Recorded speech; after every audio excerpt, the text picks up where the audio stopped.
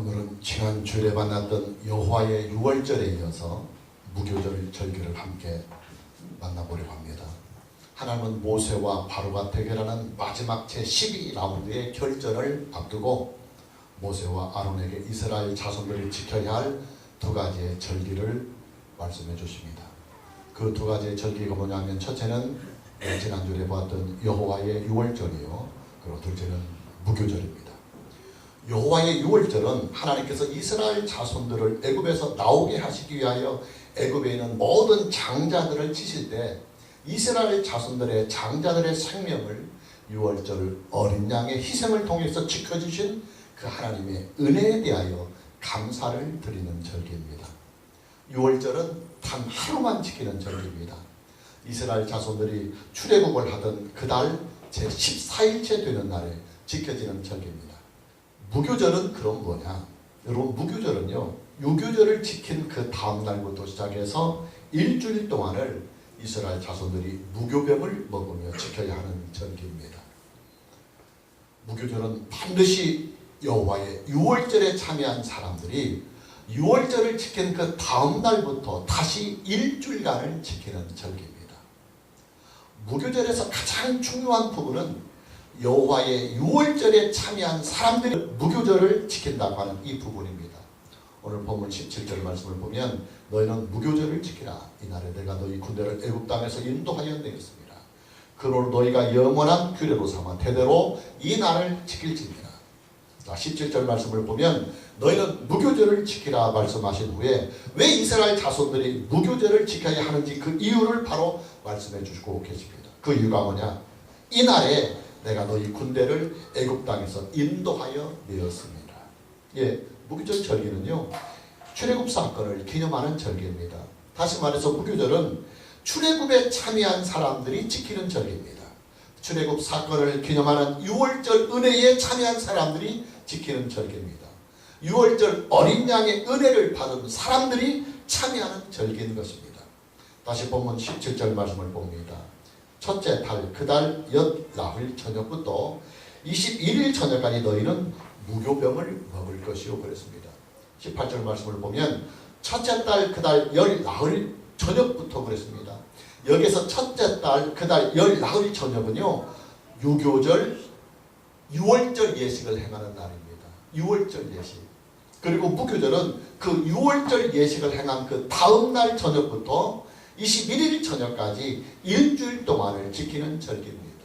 무슨 말이냐면, 무교절은 출애굽에 참여한 사람들이 지키는 절기요, 출애굽의 은혜를 받은 사람들이 지키는 절기다 그 말입니다. 무교절은 이스라엘 자손들의 출애굽 사건을 기념하는 유월절 예식의 연장선상에 있는 절기입니다. 무교절 절기를 지금 우리에게 적용하면 하나님께로부터 구원하심을 받은 사람들이 지키는 절기다 그 말입니다. 유월절 어린 양이신 우리 주 예수 그리스도의 구속의 은혜로 말미암아 하나님께 구원하심을 입은 하나님의 자녀들, 하나님의 백성들이 그 구속의 은혜를 가지고 지키는 절기다 이 말입니다. 그렇다면 여러분, 무교절의 포커스가 어디에 있겠습니까? 예, 하나님의 자녀들의 거룩한 삶에 그 포커스가 있는 것입니다. 하나님의 자녀들의 거룩한 예배의 삶에 그 포커스가 있는 것입니다. 여러분, 무교절은요, 일주일 동안 무교병만 먹는 절기입니다. 일주일 동안 이스라엘 자손들의 집에서는 일절 누룩이 있어서는 안 됩니다. 만일 무교절을 지키는 그 일주일 동안에 누룩이 발견되면 그들은 이스라엘 공동체에서 추방을 당합니다. 요즘으로 말하면 출교를 당하는 것입니다. 교회에서 쫓겨나는 것입니다. 무교병은 누룩이 일절 들어가지 아니하는 떡입니다. 성경에서 누룩은요, 죄를 상징합니다. 부패와 오염을 상징합니다. 따라서 누룩이 없는 떡을 일주일 동안 먹으면서 일주일 동안 집안에 있는 모든 누룩을 제거하는 이 무교절 절기는요, 당연히 이스라엘 자손들의 거룩한 삶에 그 초점이 맞추어지고 있는 것입니다. 그리고 여러분, 유월절 어린 양이신 우리 주 예수 그리스도의 구속의 은혜에 참여한 하나님의 자녀들은, 하나님의 백성들은요, 거룩한 삶으로 하나님의 은혜를 세상에 나타내야 합니다. 빛과 소금이 되는 삶을 통해서 세상을 비춰줘야만 합니다. 마태복음 5장을 보면 예수님의 산상수훈이 나옵니다. 예수님은 예수님을 따르는 제자들을 향하여 이런 말씀을 하십니다. 너희는 세상의 소금이니 소금이 만일 그 맛을 잃으면 무엇으로 짜게 하리요. 후에는 아무 쓸데없어 다만 밖에 벌어져 사람들에게 밟힐 뿐이다. 예수님은 바로 이어서 이런 말씀도 하십니다. 너희는 세상의 빛이라. 산에 있는 동네가 숨기지 못할 것이요 사람이 등불을 꺼서 말 아래 두지 아니하고 등경 위에 두나니 이러므로 집안 모든 사람에게 비추느니라. 중요한 것은 그 다음 말씀입니다. 우리가 참고구절로 마태복음 5장 15절 16절 말씀을 함께 보면 이같이 너희 빛이 사람 앞에 비추게 하여, 여기가 중요합니다. 그들로 너희 착한 행실을 보고, 그들로 너희 착한 행실을 보고 하늘에 계신 너희 하나님께 영광을 돌리게 하라. 그들로 너희 착한 행실을 보고. 그렇습니다. 예수님의 제자들이요 세상에서 빛이 되고 소금이 될 수 있는 것이 뭐냐? 그것은 다름이 아니라 제자들이 이 땅에서 착한 행실을 가지고 살아가는 그것에 있다고 예수님은 말씀하고 계시는 것입니다. 예수님은요 제자들이 이 세상에서 착한 행실로 살아갈 때 비로소 빛과 소금이 될 수 있다고 말씀하고 계시는 것입니다. 예수님의 제자들이 착한 행실을 통해서 세상에서 빛과 소금이 될 때 하늘에 계신 하나님 아버지께서 그 제자들을 통해서 영광을 받으신다고 말씀하고 계시는 것입니다. 당연합니다. 예수님을 믿는 사람들이요 이 세상에서 올바르게 살고 착하게 살면요 세상 사람들이 우리를 인해서 하나님을 찬양하게 됩니다. 세상 사람들이 우리의 착한 행실을 보면서 하나님께 영광을 드립니다. 최근들어 한국 사회에서 가장 비난을 받고 있는 대상들이 있습니다. 그 비난의 대상이 누구냐면 교회요, 목사요, 그리고 기독교인들입니다. 물론 세상 사람들이 하는 그 모든 비난들이 다 옳은 것은 아닙니다. 상당 부분 편견이 있고 오해가 있는 부분이 분명히 있습니다. 문제는 그런 오해와 그런 편견들이 어떻게 해서 생기게 되었느냐 하는 문제입니다. 예, 교회의 행실이 좋지 못하고 목사의 행실이 좋지 못하고 교인들의 행실이 좋지 못하기 때문에 그런 오해와 그런 편견들이 세상 사람들에게서 나오는 것입니다. 여러분 하나님의 구원의 은혜에 참여한 사람들은요 바르게 살아야 할 의무가 있습니다. 왜냐? 예수님을 믿는 사람들의 인생에는 하나님의 명예가 걸려 있습니다. 우리를 구원해주신 우리의 믿음의 주님이신 하나님 아버지와 우리의 구속의 주님이신 우리 주 예수 그리스도의 거룩한 명예가 우리의 인생에 걸려 있습니다. 여러분 세상 사람들이요 교회를 보면서 누구를 떠올리며 목사를 보고 교인들을 보면서 누구를 연상하겠습니까? 예, 당연히 예수님을 연상하고 하나님을 생각합니다.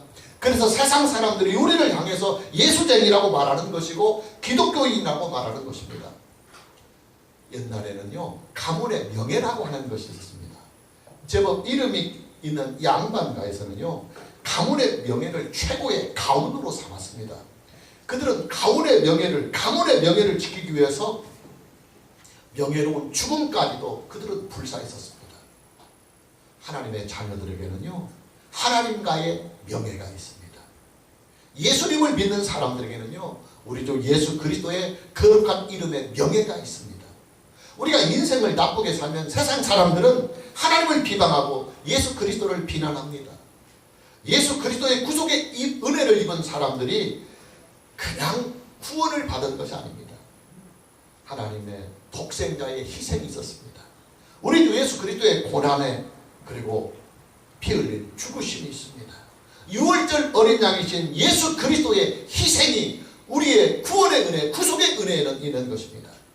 여러분 저와 여러분의 구원은요 예수 그리스도의 희생의 몫입니다. 예수 그리스도의 죽음의 열매입니다. 예수 그리스도의 고난과 그리스도의 피로 만들어진 거룩한 은혜가 바로 저와 여러분이 얻은 구속의 은혜요 구원의 은혜입니다. 따라서 저와 여러분은요 예수 그리스도의 명예를 가지고 살아야 합니다. 하나님과의 이 명예를 가지고 하나님과의 이 명예를 가지고 살아야 합니다. 그 명예를 어떻게 지키느냐? 예, 누룩이 없는 삶으로 지켜나갑니다. 죄를 멀리 하는 삶입니다. 거룩한 삶으로 하나님과의 명예를 지켜가고 예수 그리스도의 거룩한 이름의 명예를 지켜가는 것입니다. 착하고 바르게 살아가는 인생이 하나님의 명예를 지켜나가는 것입니다. 오늘 저와 여러분 모두에게 다시 한번 거룩한 삶에 대한 열정이 회복되는 은혜가 있기를 주님의 이름으로 축복합니다. 무교절의 특징을 함께 봅니다. 본문 15절 말씀을 봅니다. 너희는 이래 동안 무교병을 먹을지니 그 첫날의 누룩을 너희 집에서 제하라. 무릇 첫날부터 일곱째 날까지 유교병을 먹는 자는 이스라엘에서 끊어지리라. 그리고 18절 말씀을 다시 보면 첫째 달 그달 14날 저녁부터 21일 저녁까지 너희는 무교병을 먹을 것이요 그랬습니다. 일주일 동안 무교병만 먹어야 합니다. 누룩이 없는 떡만 일주일간 계속 먹어야 합니다. 일주일 동안 모든 집안에 누룩이 있어서는 안 됩니다. 누룩이 들어간 음식을 먹어서는 절대로 안 됩니다. 아무래도 맛은 좀 덜하겠지요. 먹기는 좀 거칠고 밋밋하겠지요. 그러나 일주일 동안은 그런 음식만 먹어야 합니다. 만에 하나라도 이 규칙이 지켜지지 않으면 이스라엘 공동체에서 추방이 되어야 됩니다. 하나님의 보호를 받지 못하는 것입니다. 여러분 우리가요 거룩하게 산다고 하는 일이요 말처럼 그렇게 쉬운 일이 아닙니다. 저는 제 자신을 보아도요 거룩하게 산다고 하는 이 일이 얼마나 힘들고 어려운 일인지 저는 목사로서 절박하게 느낍니다. 그래도 여러분 우리는 포기해서는 안 됩니다. 거룩한 삶을 포기하거나 거룩한 삶을 등져서는 안 됩니다. 거룩한 삶을 피해가서는 안 됩니다. 비록 넘어지고 자빠지더라도 우리는 다시 일어나야 합니다. 그리고 다시 고삐를 부여잡고 가야 합니다. 100번을 실패하고 1000번을 실패한다 할지라도 우리는 다시 도전해야 합니다. 끝까지 우리는 거룩한 삶에 대한 우리의 의지를 포기해서는 안 됩니다. 왜냐? 우리의 행실에는 하나님의 거룩한 명예가 하나님과의 거룩한 명예가 걸려있기 때문입니다. 우리도 예수 그리스도의 거룩한 이름의 명예가 우리의 행실에 달려있기 때문입니다. 오늘 저와 여러분 모두에게 다시 한번 거룩한 삶에 도전할 수 있는 은혜가 있기를 주님의 이름으로 축복합니다. 무교절은 일주일 동안을 지켜야 하는 절기입니다. 본문 15절 말씀을 다시 보면 너희는 이래 동안 무교병을 먹을지니 그랬습니다. 일주일 동안. 19절 말씀을 보면 이래 동안은 누룩이 너희 집에서 발견되지 아니하도록 하라 그랬습니다. 여러분 무교절은요 하루 동안만 지키는 절기가 아니라 일주일 동안을 지켜야 하는 절기입니다. 일주일 동안을 꼬박 누룩이 없는 떡만 먹으면서 일체 집안에 누룩이 있어서는 안 됩니다. 여러분 성경에서 말씀하고는 7이라고 하는 이 숫자는요 완전수를 나타내주는 숫자입니다. 성경은 7이라고 하는 이 숫자가 상당히 많이 나오고 있습니다. 먼저 7명이 있습니다. 주로 성령을 말씀합니다.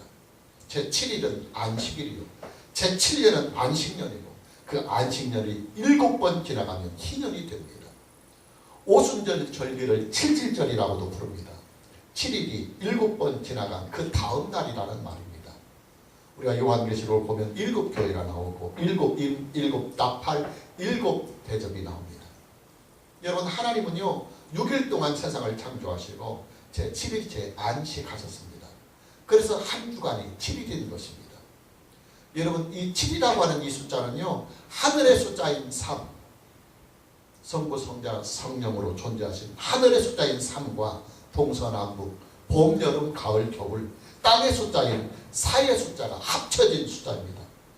하늘과 땅이 합쳐지니까 당연히 완전한 숫자가 되는 것입니다. 자 그렇다면 여러분 무교절을 7일 동안 지키라고 하는 이 말씀은요 무엇을 상징하고 있을까요? 예, 구원받은 하나님의 자녀들 하나님의 선택을 받은 하나님의 백성들은 그들이 이 땅을 살아가는 모든 날들을 거룩하게 살라고 하는 명령이고 하나님의 말씀인 것입니다. 무교절 절기는 일주일 동안 지키되 그러나 삶은 날마다 그리고 평생을 거룩하게 살라고 하는 명령인 것입니다.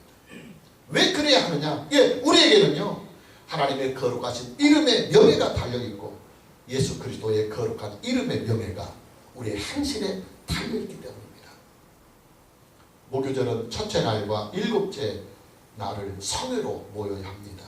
본문 16절 말씀을 보면 너희에게 첫날에도 성이요 일곱째 날에도 성의가 되리니 너희는 이 두 날에는 아무 일도 하지 말고 각자의 먹을 것만 갖출 것이니라 그랬습니다. 성회란 오늘날로 말하면 예배로 모이는 것을 말합니다.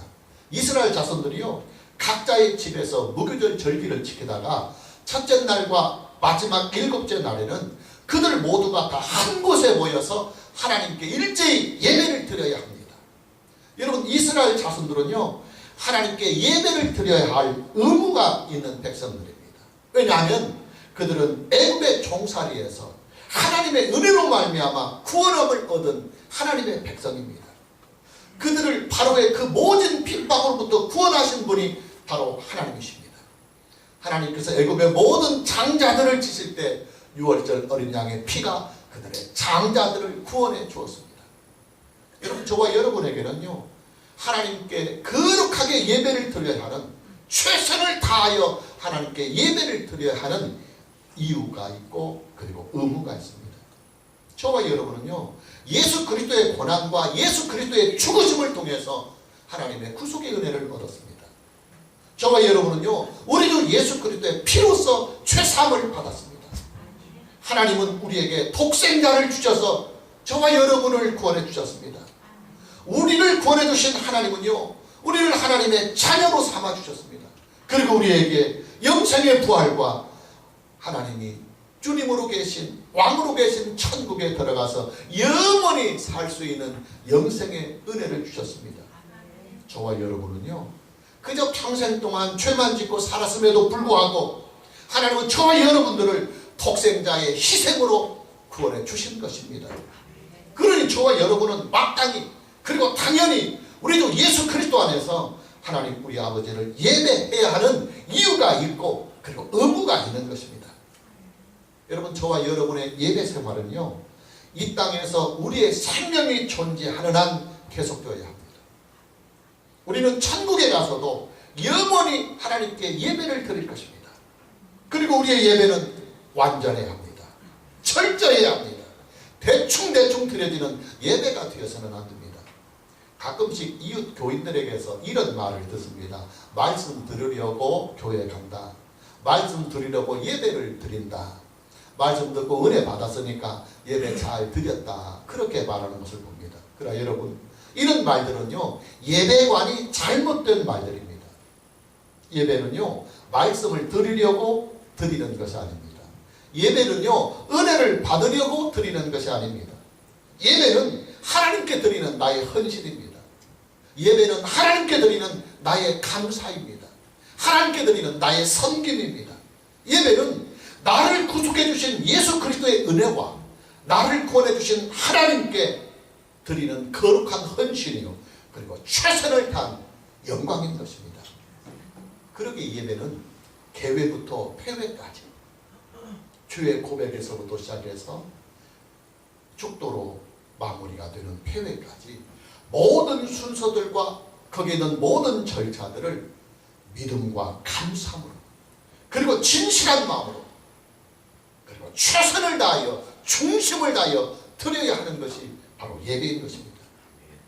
여러분 오늘 말씀을 보면요 성회가 열리는 날에는 아무 일도 하지 말고 각자의 먹을 것만 갖추라고 말씀하고 있습니다.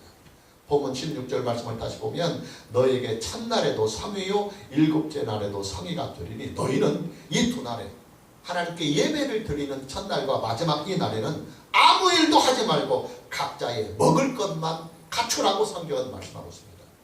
하나님께 예배를 드리는 날에는요 1절 일하는 것이 금지되고 각자의 먹을 것만 가지고 예배를 드리는 일에만 올인하라고 성경은 말씀하고 있는 것입니다. 여러분 하나님께 예배를 드릴 때는요 예배에만 집중해야 됩니다. 그리고 예배에 최선을 다해야 합니다. 그것이 구속의 은혜를 받은 사람들이 하나님께 드릴 수 있는 당연한 도리요 섬김인 것입니다. 오늘 저와 여러분 모두에게 예배가 회복되기를 주님의 이름으로 축복합니다. 여러분 무교절이요 얼마나 철저하게 지켜져야만 하는지 오늘 본문 말씀을 보면 실감을 할 수 있습니다.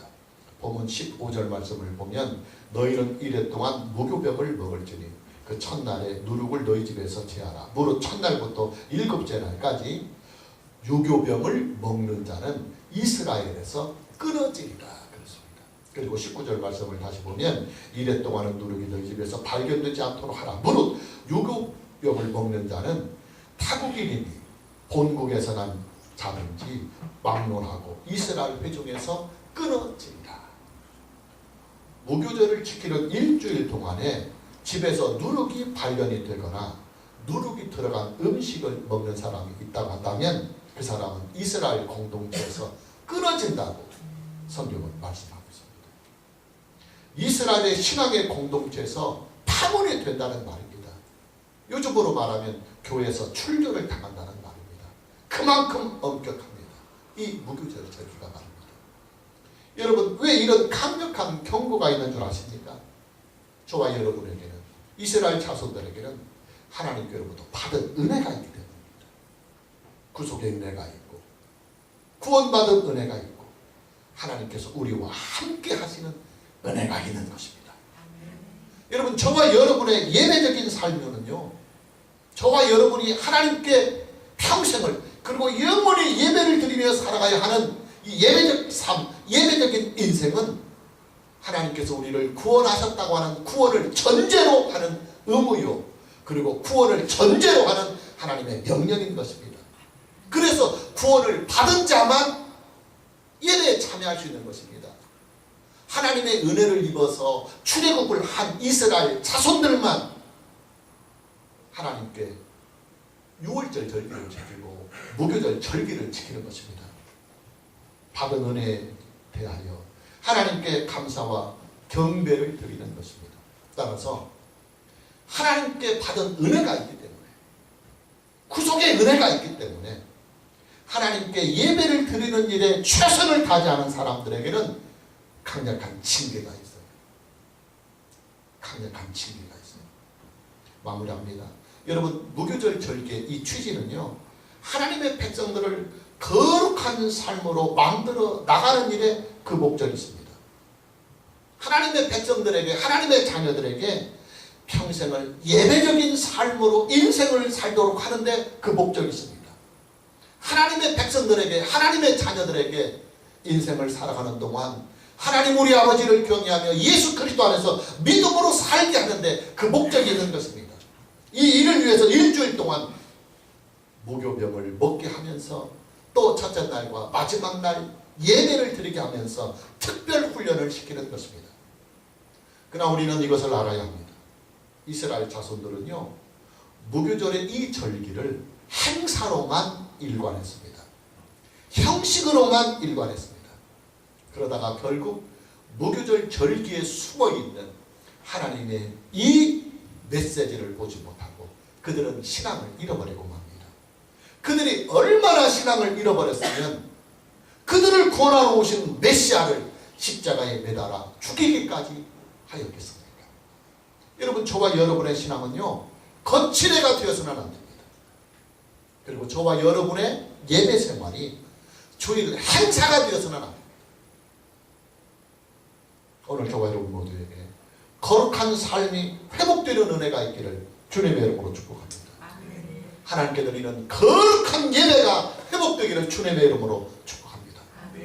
그리고 그리스도 예수 안에서 하나님을 믿고 경외하며 의지하며 섬겨가는 여러분의 믿음의 성령과 주의 말씀으로 인하여 다시 충만하게 믿음이 회복되는 은혜가 있기를 주님의 이름으로 축복합니다. 찬양합니다.